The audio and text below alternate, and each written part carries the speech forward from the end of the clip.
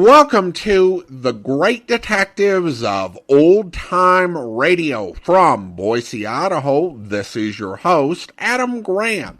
If you have a comment, email it to me, box13@greatdetectives.net. Follow us on Twitter at Radio Detectives and check us out on Instagram, Instagram.com/Great Detectives. If you're enjoying the podcast, please follow us using your favorite podcast software. Today's program is brought to you in part by the financial support of our listeners. You can support the show on a one-time basis at support.greatdetectives.net and become one of our ongoing Patreon supporters for as little as $2 per month by going to patreon.greatdetectives.net. Now it's time to start our week of Great Detectives programming off with an episode of The Falcon. The original air date, October the 1st, 1950, and the title is The Case of the Talented Twins. Hello? Yes, this is the Falcon speaking. Oh, Grace. Well, I'm glad you called. I'll have to cancel out tonight, Angel. I'm all jammed up.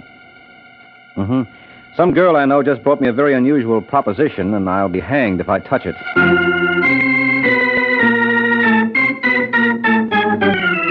The Adventures of the Falcon, starring Damon. You met the Falcon first in his best-selling novels. Then you saw him in his thrilling motion picture series. Now join him on the air when the Falcon solves the case of the talented twins.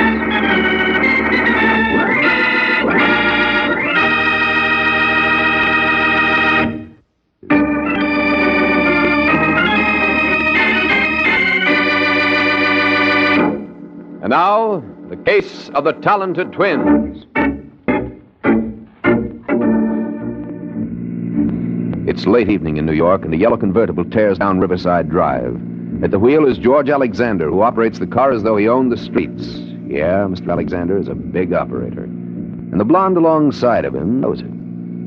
You warm enough, Masha? Oh, I'm fine, Mr. Alexander. My friends call me George. Now, wait a Oh, you passed it. Huh? You should have turned right on 76th. What for? Well, that's where I live. Oh, I'm not taking you home, Masha. Now, really, Mr. Alexander... George. The only reason I consented to go with you was because Mr. Kemp introduced us. You like singing at Mr. Kemp's club? Yes, of course. What's that got to do with it? It's got everything to do with sweethearts. I own the joint. Oh. Sure. Whose idea do you think it is for Kemp to give you a job in the first place? I didn't know. Well, anytime you don't know something, Masha, you just ask George. He's got all the answers. Well, if you don't mind, Mr. George, I'd like to go home. Really, I've got a splitting headache. That's okay. I have my boy fix you up something at my place. Why don't you sit a little closer? I'm perfectly comfortable over here. Nah, it's too far away. Please, Mr. Alexander, you better look where you're going. Come on, Masha, be sociable. What do you want to sit there all by... Look out! Huh? You're going to hit that man! Shut up! You're not going to leave him lying there. Why not? He may be dead. We can't do him any good. Let me out. Get your hand up that door, Masha. I'll let you go when I'm good and ready. And I'm not ready yet.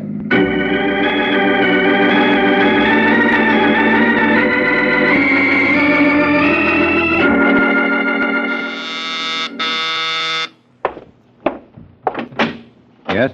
I'm looking for Michael Waring. Well, you've come to the right place. Are you the one they call the Falcon? When they can't think of anything worse. Come on in, Miss... Davis. Ruth Davis. Sit down. Thanks. Now, what can I do for you? I'm not quite sure. Did you happen to notice an item in this morning's paper about a man being killed in a hit-and-run accident last night? Yes? That man was my father. Oh, I'm sorry. I want you to find the driver of that car. Why? Well, isn't that obvious? That man murdered my dad. He murdered him just as surely as if he used a gun. I don't care what it costs. Well, you should, Angel. I'd be lying if I didn't tell you that anything you invest in a case like this would be money thrown down the sewer. As I recall, the police don't have a single lead. Oh, yes, they do. There was a man named Arthur Crane who witnessed the accident. He might know more than he's told them. What makes you think so? Call it a woman's intuition? You know, that's greatly overrated. Maybe, but there's no harm in trying. Mm-hmm. What did you say this witness's name was again? Arthur Crane. Arthur Crane. All right, Angel. I'll do what I can.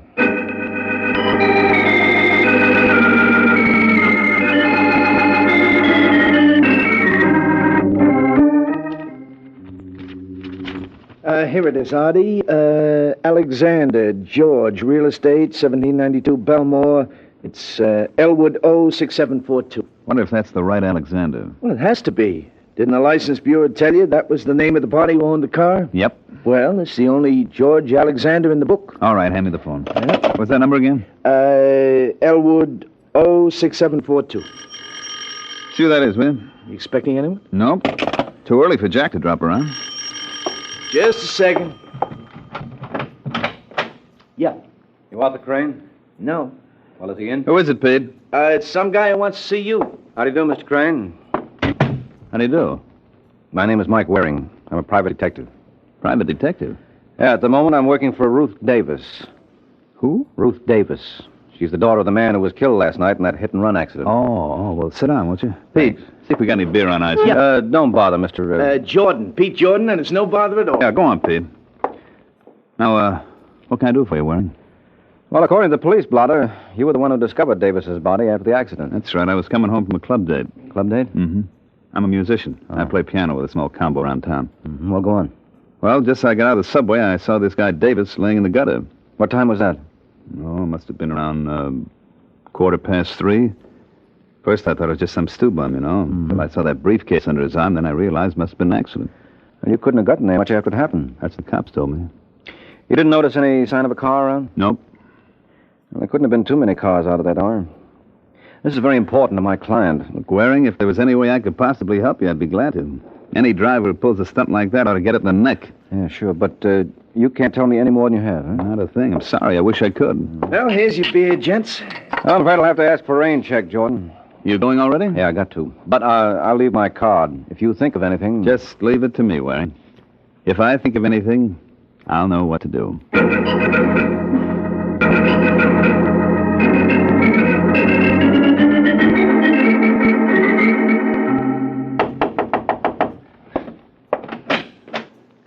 Yeah? Is Mr. George Alexander around? Who wants to know? My name is Artie Crane, but I don't think it'll mean much to him. Just say I'd like to talk to him about a yellow Buick convertible. You what?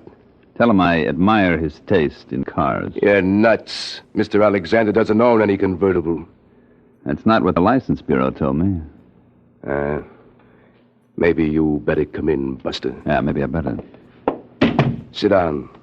I'll get Alexander. Hey, that's a nifty-looking piano he's got there. Mind if I try it? Just so you don't break it.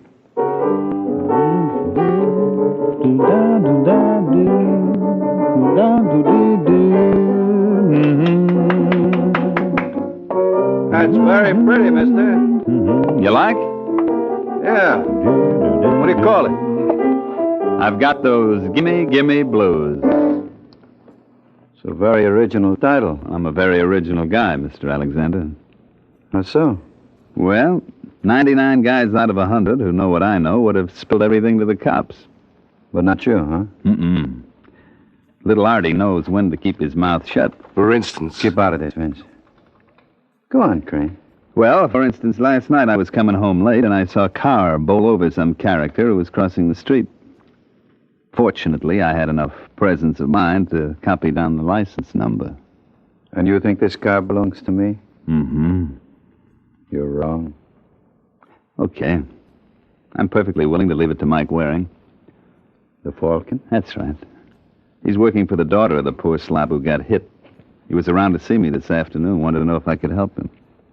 And you told him? Not a thing. I thought I could help you more. How much more? What? Why, you dirty little... Let go. Should I throw him out, Now, George? calm yourself, Vince. Don't be so free with your hands, You shouldn't mister. blame... Vince never liked blackmail. Well, that little pushing around is going to cost you another $5, Alexander. What? Take it easy, Vince. You think the money was coming out of your pocket. So now you want $15,000, eh, Artie? Otherwise, I go straight to Waring's and from there to the cops. Well, I wouldn't want you to make such a trip on my account. Then you better get it up. Okay, Artie. You leave it to me. I'll take care of you. And when I get through, I bet you don't complain.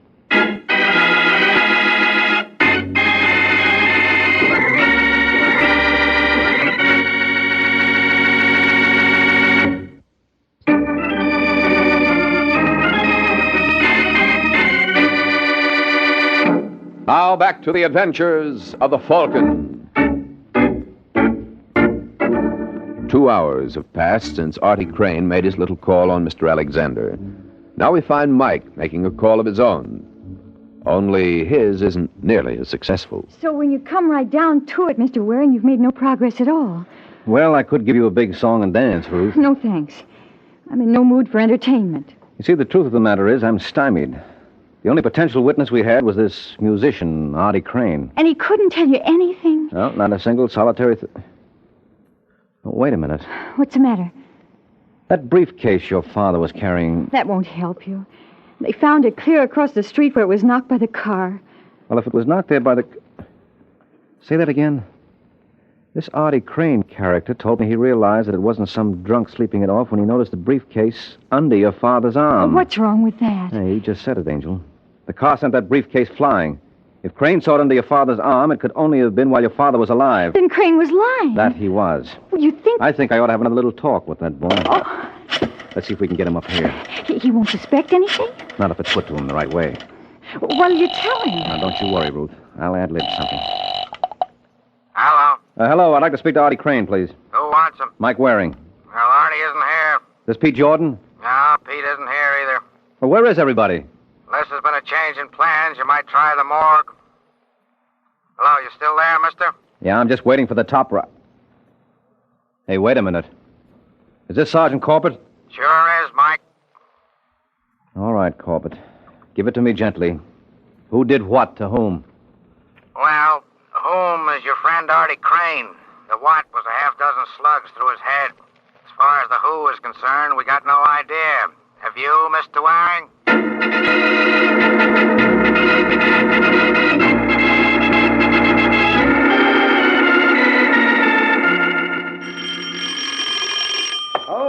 Okay, I'm coming.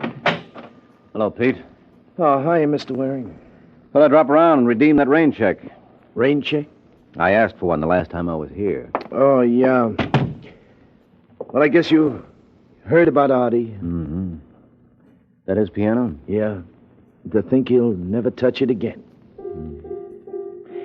Just how good was he on it? Oh, you can have the Duke and Count Basie. I'd have taken Artie any time. You a musician, too? Yeah, but I wasn't in his class. I used to sing a little. Oh. Well, how about an audition? What do you mean? Well, you never can tell, Pete. I may want to sponsor you. So let's hear how well you do in the voice department. Who killed Artie?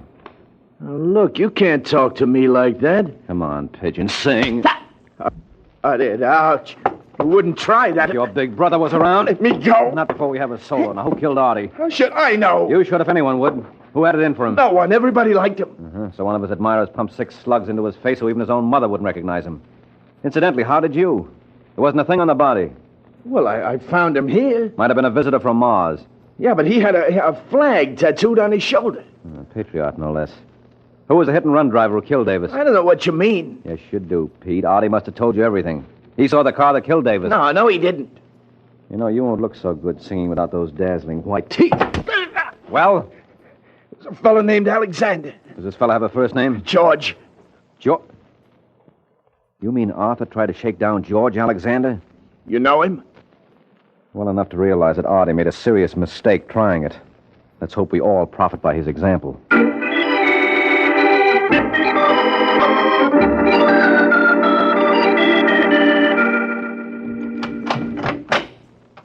That you, Vince? Yeah. How you make out? Just look. All right, beautiful. Inside. Stop that. Inside. Hello, Marcia. You're not going to get away with this, Mr. Alexander. I told you my friends called me George. You want to be my friend, huh? No. You're fooling. Sit down, baby. You can't keep me here. You can't keep me here. You can't do this. You can't do that. Why don't you give that tongue a rest? All right, that's enough, Vince. Marcia and me, we understand each other.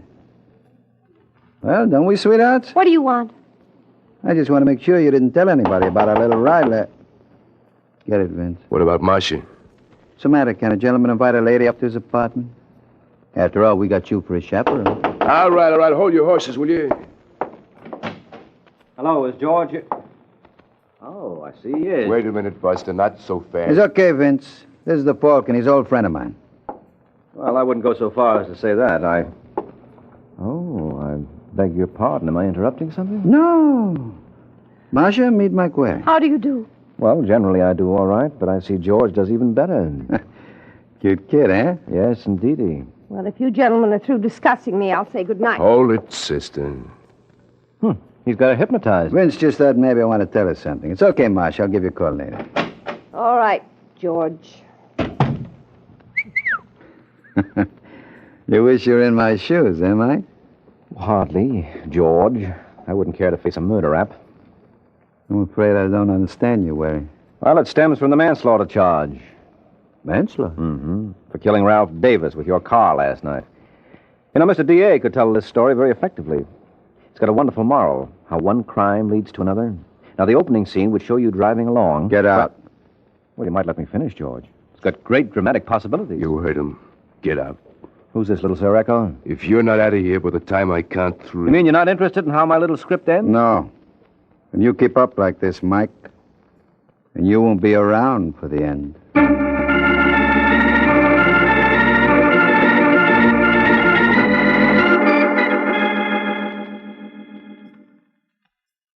Very interesting, Mr. Waring, but what happened after that? That's all there was, Ruth. You mean you know who killed my father and you let him go? I mean, he let me go. He bought you off. No, wait a minute, Angel. Sure, I was a fool not to see it before.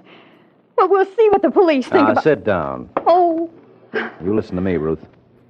I walked out on Alexander because there wasn't a thing I could do. you know he ran over my father. Yeah, sure I do, but where's our evidence? There isn't any way I could tie it to him. The only witness was murdered. Well, Well, what? you know he murdered Arthur Crane. Can you prove that?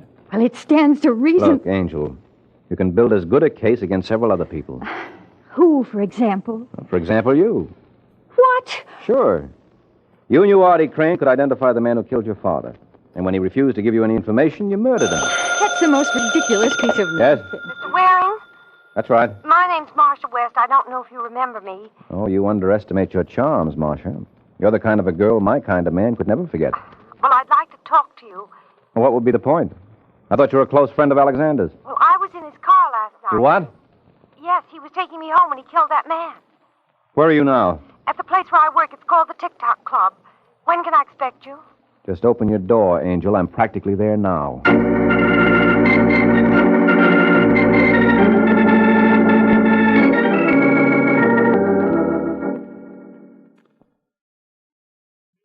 Come on, you creep. Snap into it. We haven't got all night. The show goes on in a few...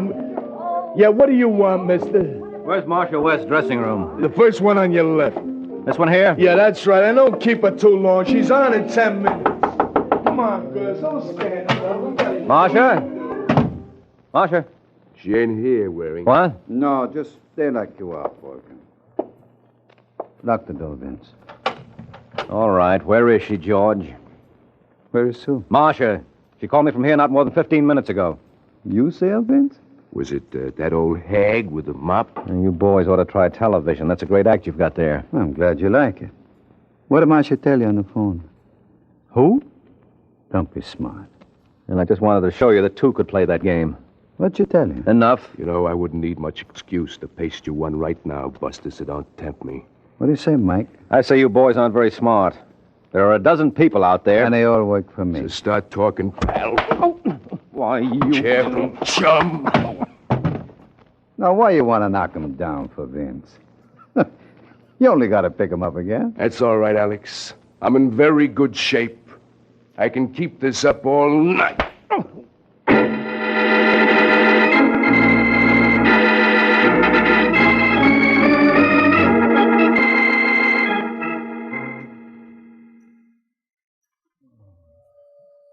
Well, Sleeping Beauty, I didn't even have to kiss you to wake you up. Huh? Yeah, this isn't the Princess Palace. It's Bellevue Hospital. No kidding. Okay, Mike, who slugged you? First, I want to know where you found me, Sergeant. On West 8th Street. How did I get down there? I can tell you one thing. I don't think you made it on foot. Someone must have given me a lift. Oh, A character named Vince, working at the behest of George Alexander. what do they want to do that for? Because Alexander was the one who drove the car that killed Ralph Davis last night. Last night. Well, isn't it Sunday? Where have you been? Don't bother answering, I know. All right. What day is it? Monday. Holy smoke. Where's Marcia? Who? Marcia West. She was in the car when Alexander killed Davis. She tell you that? Yes, and I wouldn't be surprised if she knew all about the Artie Crane killing, too. Is that tied up with this? Definitely. You see, Crane tried to blackmail Alexander, and Not so fast. Can you prove that? No, I can't hear, Corbett. So let's go where I can.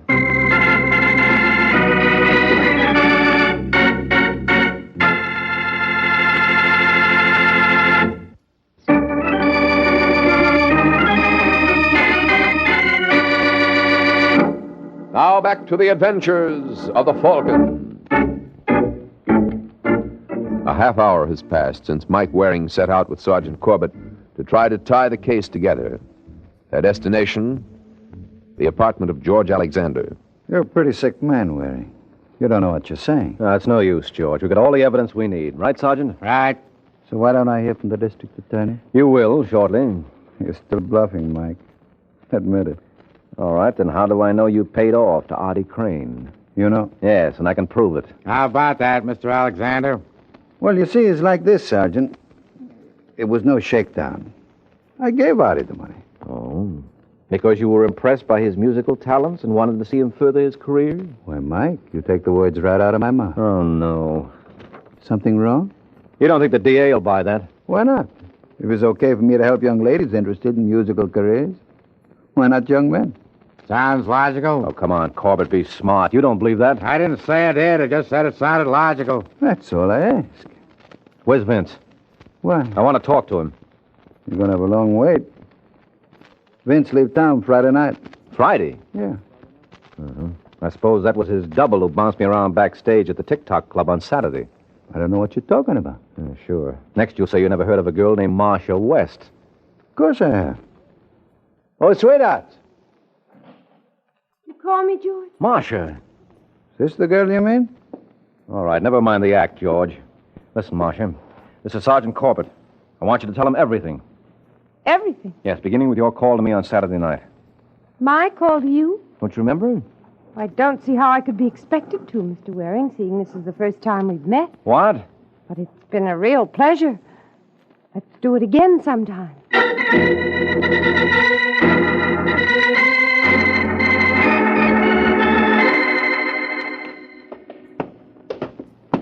You know, Mike, maybe we ought to go back to the hospital. It's not a bad place. They got a couple of good-looking nurses there. Okay, so I'm nuts, Sergeant.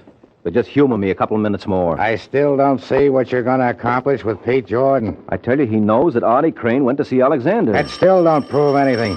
Crane could have gone to see Alexander for a million reasons. Well, suppose Pete's willing to swear that he... Yeah?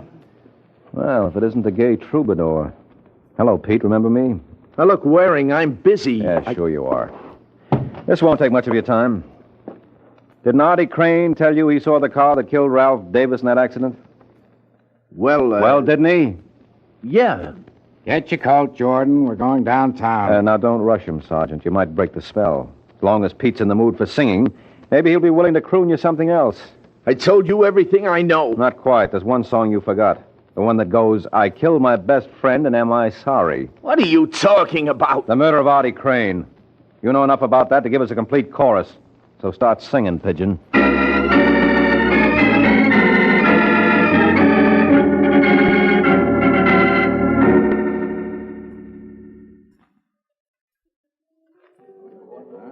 Well, girls, that's the whole story. Alexander goes up for manslaughter and Pete Jordan for murder.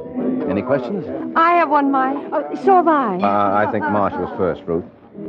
All right, go on, Marcia. Well, first, I think I owe you an explanation. Yes, I wouldn't be surprised. Well, Alexander made me say I didn't know you. He and Vince caught me phoning you that night. Yes, I figured as much. I was afraid of what he might do, not only to me, but to you. Well. I thought she had a question to ask. Oh, well, all I wanted to know is what made you suspect Pete Jordan. Very simple thing, Angel. As you recall, when the police found Artie, there was nothing on him. So? So the question arises, Ruth, what happened to the hush money Alexander paid him? I don't get it. I pulled one bluff on Alexander that worked. The only reason he admitted giving money to Artie was that he thought I could prove he did. And you couldn't? No, because there was no money found on the body. And it stood to reason that Alexander and Vince didn't remove it. Otherwise, they would have known I was bluffing. So I figured maybe this was just a plain, everyday murder for money. And once you realized that, it was just a matter of picking out the only party who had the opportunity. That's right, and that gave me Pete Jordan. But I'll tell you one thing this business taught me. What? Never take a case where two beautiful women are involved. Makes for complications. How so? Well, it's too much of a good thing. You know the old saying, two's company, three's a crowd. You've got a point there, Ruth. He certainly has. No, don't fight. I'm sure we can settle this peaceably. I'm sure we can. That's the spirit. Now, how are we going to work it? That's easy. Mm-hmm. Good night, Mr. Waring.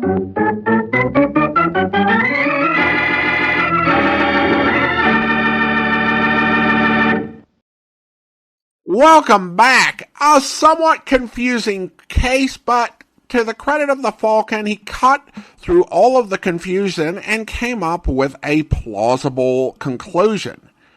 Also, I did love the resolution of his romantic conundrum at the end. That'll teach him to speak up. Well, listener comments and feedback now. And we got a comment on YouTube regarding the case of the Quarrelsome Quartet. Listener writes, I almost threw my phone when they said Kraft mayonnaise and not Hellman's. Well, that's some brand loyalty right there.